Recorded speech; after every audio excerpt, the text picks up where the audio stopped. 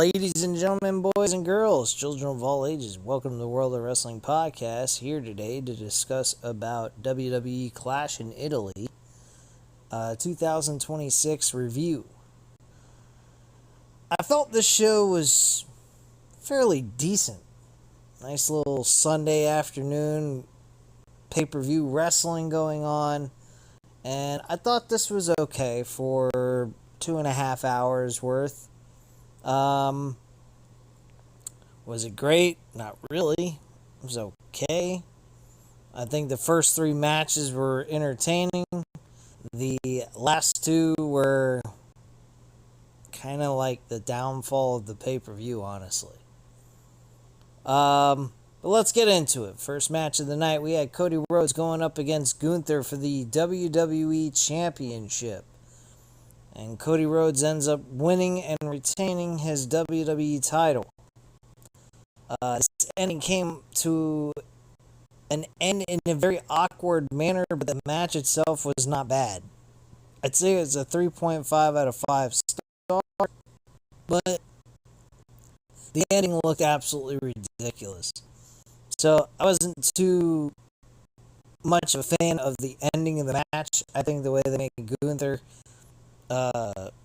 lose was kind of silly. His foot was underneath the rope, and then he lifted his foot up in the air and did absolutely nothing. He just stood there in place. Why? I have no idea. Hence why this match is only a 3.5 instead of a 4. But yeah, Cody retains. Not a bad match, but ending seemed a little awkward and silly at the end. Next, we had the match with Rhea Ripley and Jade Cargill for the Women's Championship. WWE Women's Championship, to be exact. I thought this match was way better than their first encounter at WrestleMania.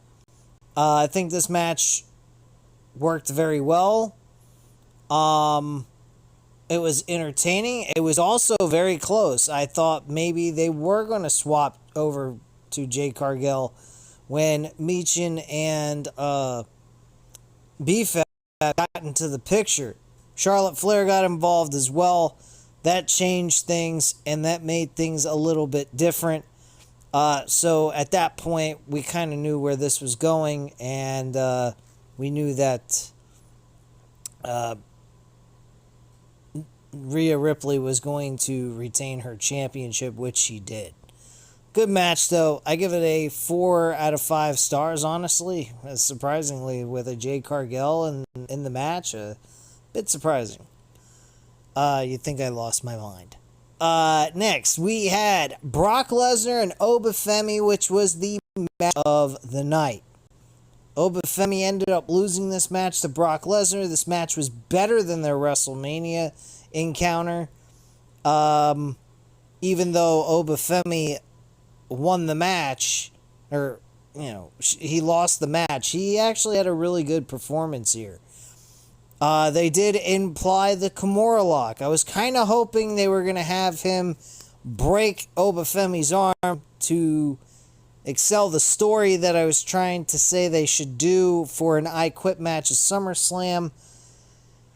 At the end of the day, they could still, even though they didn't live up to the expectations I was presenting as a reason to have a I Quit match, I still hope that maybe at SummerSlam we do get an I Quit match to end Brock Lesnar's career. But this match was really fun, very enjoyable. It lasted a lot longer than their first encounter, too. That was another reason why this match was a lot of fun. This match felt like it ran a little over 10 minutes, I think. But it was a blast. The crowd was into it. Everybody was excited to watch this match unfold.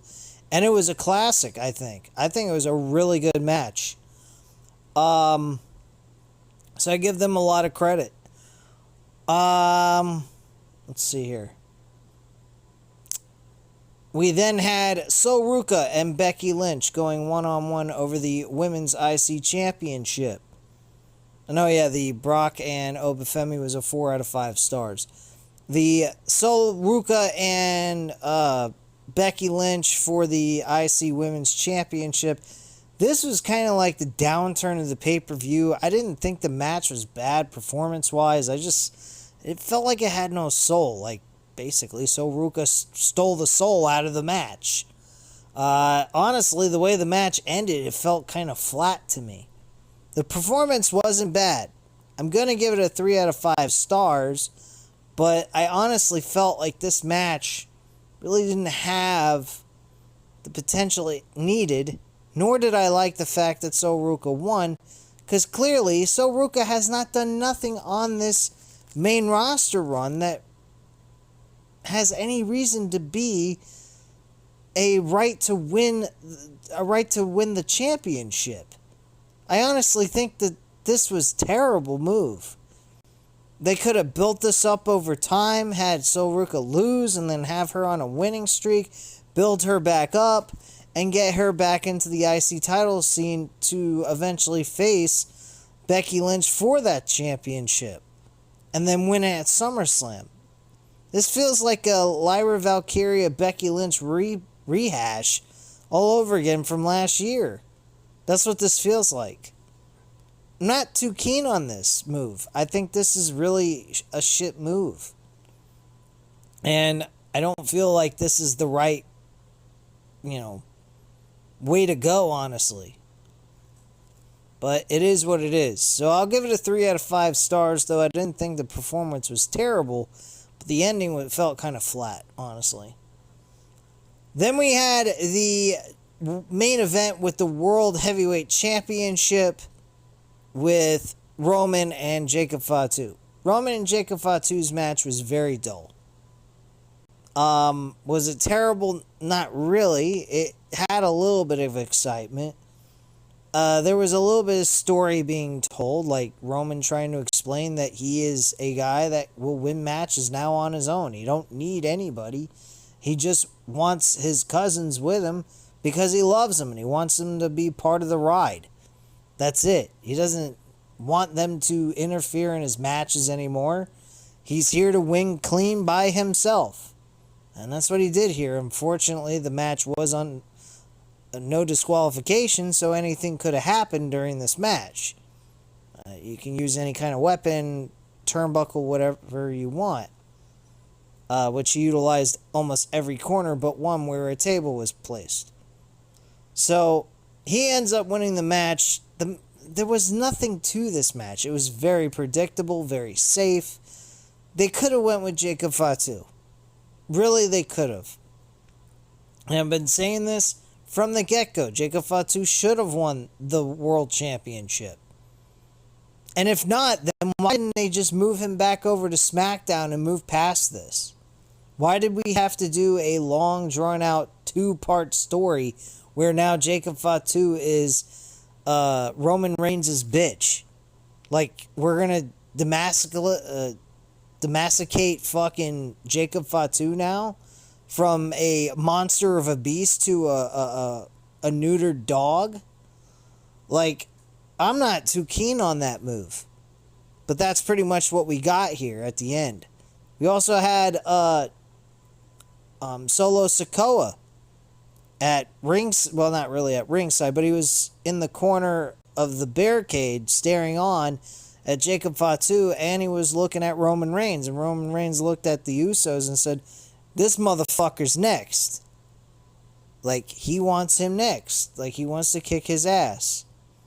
He's already done that. I don't know why he would need to go after Jacob Fatu, or even why we would even be pursuing this story. Jacob Fatu's on SmackDown. Or not Jacob Fatu, Solo Sikoa. Solo Sikoa is a SmackDown guy. Why we have him looking at Jacob Fatu outside of the history that they had together, where Jacob Fatu started from on the WWE programming, outside of that, I don't know why Roman has any care in the world to give a shit about Solo Sikoa.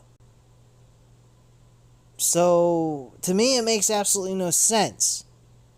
What is he going to try to do? Get every freaking Samoan wrestler on the Bloodline team? by beating them in World Championship matches? Is that what we're doing?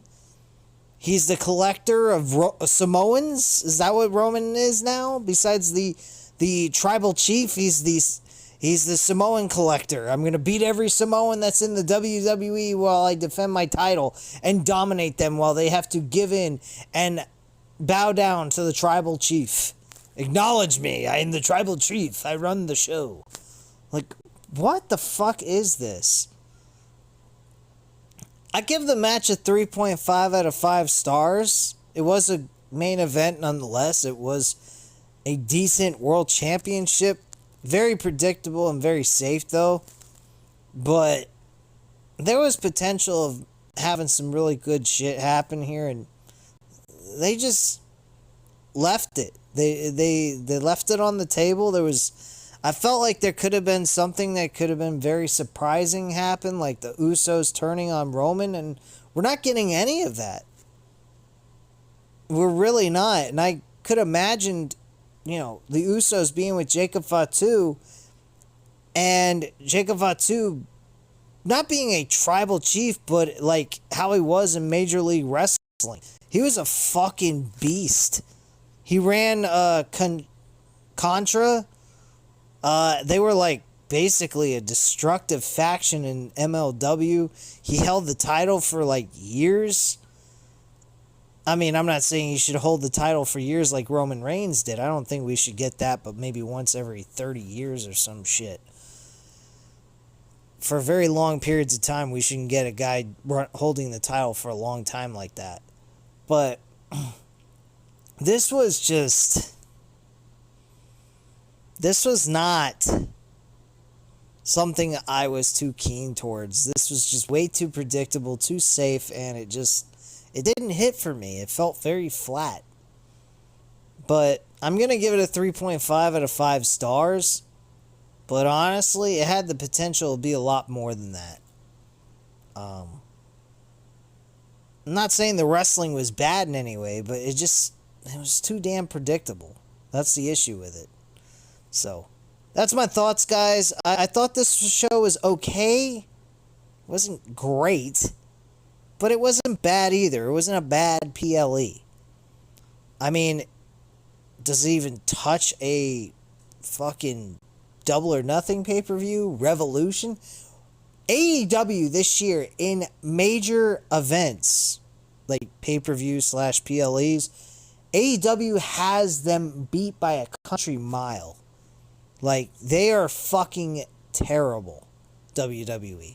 They have lost pretty much every single month competing against AEW when it comes to their PLE / pay-per-view events. It is night and day between the two of these two teams. Or these two promotions, I should say. AEW's got them beat by a country mile. If AEW could just produce good stories on week-to-week television, we then have something to cook with. But unfortunately, we're not getting that yet. Hopefully, Tony Khan can wake up and actually do that. This would, I'll be honest, excluding comparison to AEW, WWE's Clash in Italy is probably the best PLE we've gotten so far this year. And that ain't saying much. I mean, and that's sad to say because we just had WrestleMania 2 months ago, and we're saying that Clash in Italy is better than fucking WrestleMania. That's pathetic. Because WrestleMania this year, I think, was probably one of the worst WrestleManias in a very, very long time. And there's been some bad ones, but this year's WrestleMania took the fucking cake, honestly. But anyway, guys, let me know what you guys think about Clash in Italy in the comments down below. I'll definitely get back to you on that. Hit the like button if you enjoyed the video, and hit the subscribe button if you're not already subscribed to the channel. And I thank you guys very much for watching, and have a great night, guys. Bye.